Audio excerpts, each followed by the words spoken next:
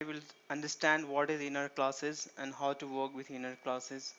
So what are the difference between static class and inner class, and what exactly nested class is there, and how we can create anonymous class, and what is a local class. So we'll see how to create it and what are the differences between these classes. Okay, and like you use if else construct, for loop, right? What you do there, like let us say I am using one for loop, inside that again we use another for loop, inside that again we use another for loop. If you work with the matrix, I mean if you work with arrays, 2D array and 3D array, you keep nesting your for loop, right? If you're having some multiple conditions and nested conditions, so you use if, inside that again you use if. So if else construct is there, inside that again we use if else, so we use nested if, right? Similarly, if we have a class here and inside that again I have another class, so we can say that is a nested class. So consider, I just write a small code here and try to explain you the nested class here. So consider you have just written a class A and open this class A. Inside that again you have written a class B, open, and then you are writing here a class C. So this class B and C is what? It is a nested, because A is having B, right? B is declared inside A, so we can say it is a nested class. Now here at this top level class, this is called top level class, or we can say this is the TLC class, means top level class, where I can just write here a public and default, public and default. We cannot write like here protected and private, this kind of classes we cannot declare here, but at this level we can make a class private, we can make a class protected, we can make a class public and default. Okay, so all four modifiers we can use it here at this place. Now here I cannot write a static, so there's no static and private here, but here I can write here static class, static class C. So C is my static class, right? So A class having B and C, while B is not a static and C is static. So what is the difference between these two? So we can say this static class is, both are nested class, right? Both are nested class, but this is what, this is a static class or nested class, we can say. We can say this is a static class, but both are, again we can say it is a nested. What about this? This is called inner class, inner class. Okay, one who is not a static, we can say it is a inner class. So you understood the top level class, that is A, and next is what?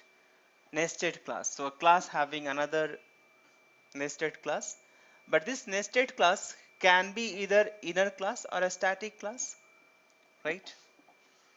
But if I say here all inner class is a nested class, yes, all inner class is a nested class, but we cannot say all nested class is inner class, right? It could be inner or static class. So see the difference here. All nested class are not inner class. It could be inner or static class. We'll see more explanation regarding this concept. So come to here now, and then I'll tell you what are the other stuff with this. So nested classes are rarely used, but in some cases very useful concept in Java. So in this section we'll discuss more about inner classes. If we can look this here, nested class are features of Java version 1.1. So it is right from the almost not beginning, but from 1.1 or later, where nested class are allowed to be defined inside an enclosing class. So there are two types. It could be inner nested or a static nested. Just now I explained to you. So non-static inner nested class. So class which is non-static, we can say it is a inner class, and class which is static, we can say it is a static nested class. Okay. So if you are having non-static, what you have to do? An instance of non-static inner class can exist only with an instance of enclosing class. So if you want to create object of non-static, I mean if you want to create object of inner class, what you have to do? You have to create object of first enclosing class. So you need to create object for this class first, and then you can create for this guy, okay, inner class, right? So just like another, or we can say other non-static features of a class, okay, can access all the features of the enclosing outer class. So have an implicit reference to the enclosing instance. Cannot have any static member, so we cannot write inside any static variable and methods inside that, because it is a non-static. Can have any access modifiers, as I said earlier. What about the static nested class? So for creating the object of static nested class, you do not require to create object of outer class, I mean enclosing class. That is the one thing, and you have to mention a static. So like the features of a static, we have that uh, also used with the class here. So it can access only static members of the outer class, can't access instance variable or methods. So classes can declare both a static and non-static. So any accessibility modifier can specify it. So any like public, private, protected, all you can use it with this. Okay. If you can look this example, what here we are trying to show you that there's a class outer which is having, and we can say it is a top level class. Again, it is having one class, another class. So these are two nested class. So we can say these are the two nested class, but class inner is not a static. So we'll say it is an inner class, and class nested inner is a static. So we'll say what it is, a static class or nested static class, or actually nested class. Okay. Now it is very interesting here that if we are creating object of this guy, I want to create object. Let us say there are some method here, m, and that method I want to call. So I need to create object of this guy. Then only I can call the method from here, right? Whatever it is here. So this guy is inside this outer, right? So what I have to do, I can simply write outer dot nested inner, because it is static, right? So I can directly represent here to here, and then n1 new auto dot nested. So I'm creating object, and later with the help of this object I can say n1 dot method. It will call the method, right? So directly I'm creating object. Now what will happen with this guy, inner class? So first I'm creating object of outer class. Look at it, outer o equal to new outer, and then we are doing outer dot inner n o dot new. What this o dot new inner, this o object I am trying to associate here. Okay, so the object of inner class is associated with outer class object, and that's why we're writing o dot n, o dot new, and then we're saying inner. So this is my n object for inner class, and then I can call the methods. If some method is here at this place, I can call it at this place, that n dot method m1 m2 whatever we are having. Okay, so I hope you understood this, the creation of the object for a inner class and nested class clearly, I think, right? Okay. Next is what? Nested interface. So if you can look at here, nested interface, what it mean, one interface can have nested interface also, but the implementation is very less, usefulness is almost zero. So as with classes, you can nest interfaces inside an outer class or another interface also. So same as the syntax is almost same. Since we are defining only the interface and not the implementation, the user of the interface is free to implement the class any way he wants, right? Okay, now if you can see the more code here, that what is happening here, nested interface. So one code is given, there's one class having some method, okay, and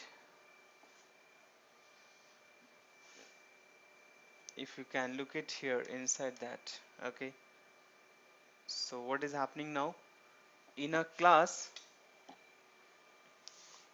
I have a class inventory. In the inventory class we have declared one variable, and this is one method I have, another method I have, okay, another method I have, now again another method I have. What about this?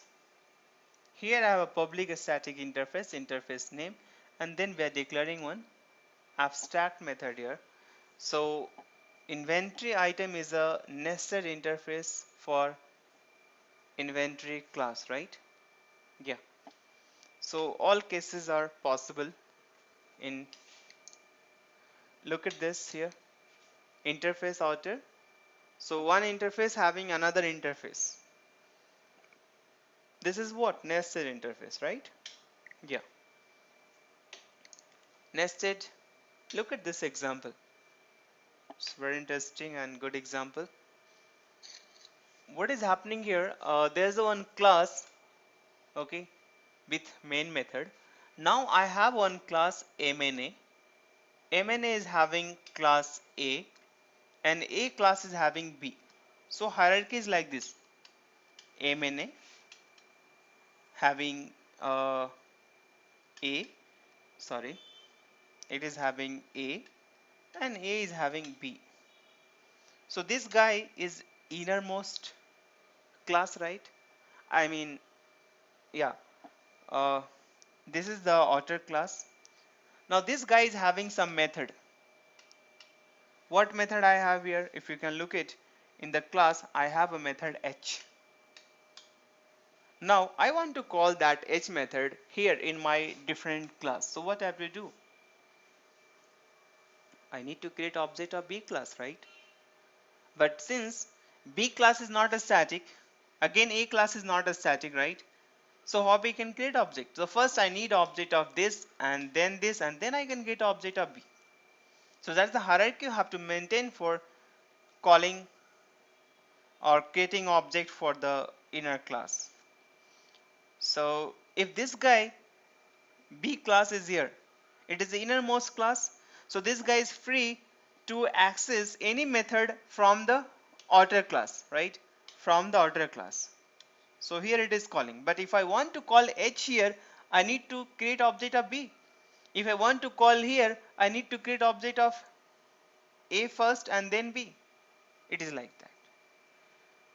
Now you can see here MNA equal to new MNA. So creating object of first this guy MNA, and with the help of this, if you can look this code here, MNA dot new, I am creating object of second one, and with the help of this object I am creating object of MNA dot A dot B, and then with the help of this object I am calling method H. In turn, this method will call, and this method is calling F, so this message will come, and then it is calling G, so this message will come, and then it is having own message, so this message will come. So this is the whole flow for this program. I hope you understood the inner class calling and creating object for a inner class, right? Next, what is a local class? Local class, let us say you're having some block, you're having some method. Inside the method, you're declaring some kind of class and writing some code. So it is a local class. It cannot have any accessifier since they are effectively local to the block. If you're making a public, private, protected, what it mean? It's useless, right? Because you're writing the class in the method, so it is more than private, right? Cannot declare any static members, even declare in a static context. Can I access, sorry, it can access all the features of the enclosing class because they are defined inside the method of the class, but can access only final variables defined inside the method.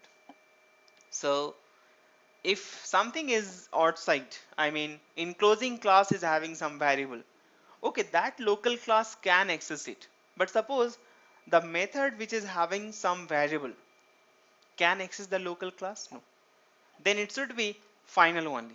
Only final variable can access by the local class if the variable is declared in the method, and that block cannot be specified with a static modifier, so it will be local class only. Now if you can see this code here, that let us say you are having class outer. Inside the class outer I have a one method m.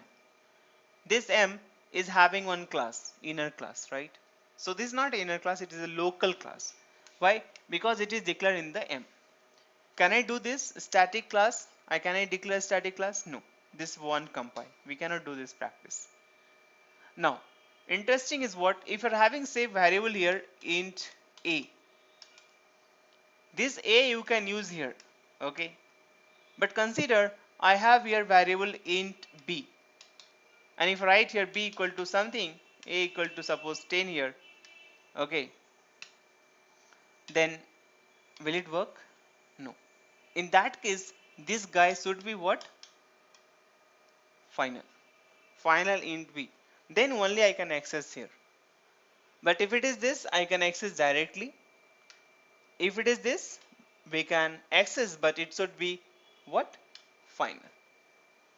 So I hope you understood the local class now. Next we will see more about now anonymous class. What is anonymous class? As its name, anonymous means there's no name. It is an unnamed class, and anonymous classes are defined where they are constructed. So if you are looking for some kind of class, okay, you can make their anonymous class which will implement some interface, or it may extend some class, but you are not supposed to use implements and extend keywords in the anonymous class. Automatically if writing here new interface name, new abstract class name, so it will get created here. So automatically if let us say you're having an interface and you're writing here new interface name, so automatically the anonymous class will be getting created and having the interface name, implementing that interface name. So you are not supposed to use this keyword. And if you're writing a new class name, okay, so one class will get created, the class name I don't know, and that is getting extending one class whatever we are writing at this place. So that will happen only. And anonymous classes can implement an interface or explicitly extend a class, cannot do both. So any of these two it can do. Abstract classes can be specified in the creation of anonymous class. The new class is a concrete class. The anonymous class which you will create is a complete concrete class, and which automatically extend the abstract class or implement the interface. So, and that will work like normal class here. Okay, we'll see more. Some examples are there in my anonymous class. If you can look at here, this code, I have one interface shape. Okay, so shape is having one method area, So whenever I want to implement shape, I need to override area method there, right? Okay, I have a class rectangle and this guy is having find area method, but this guy is looking for one interface, that is the shape s, and then returning hello something. Okay, now if we can look at this application having main method, what we are doing, rectangle are equal to new rectangle, so creating object of this guy. Okay, and then I'm calling r dot find area, so r dot find area, I'm calling this method. This guy is returning a string, so I taken a string s equal to r dot find area. Now in that I have to pass the object of shape type, but shape is interface, so I cannot create object and I can pass it, right? I have to extend, or sorry, it has to be implemented by some class and then we can pass the object of that class, right?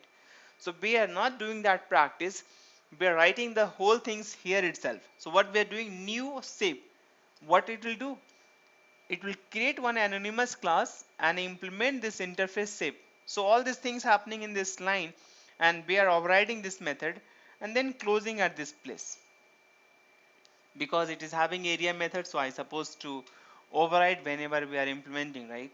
So implementation has been done here and one anonymous class has been created at this place and we have passed. So find area will work and s will return something, I mean it will return hello and display hello.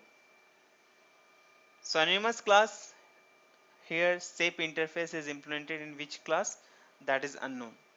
So where this shape is getting implemented, it is not known, right? So we can say it is an anonymous class here. Clear? Yeah.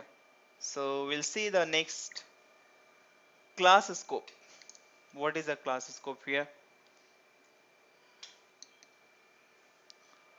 So if you're having type of classes, like we are having top level class, right? So as I said here, top level class can be only public or default. You cannot have a private, you cannot have a protected, you cannot have a static, right? But static class could be anything like public, protected, default, private, all you can mention. Inner class, the same. Anonymous class, there is no specification for that, right? Such classes have no name, hence have no scope, right? They are known, that's only within the statement in which they are defined. Okay. Local class, whatever the local class, again we should not give any access file for that, because we cannot give private event, we are writing within a block, right? So it is up to the block only.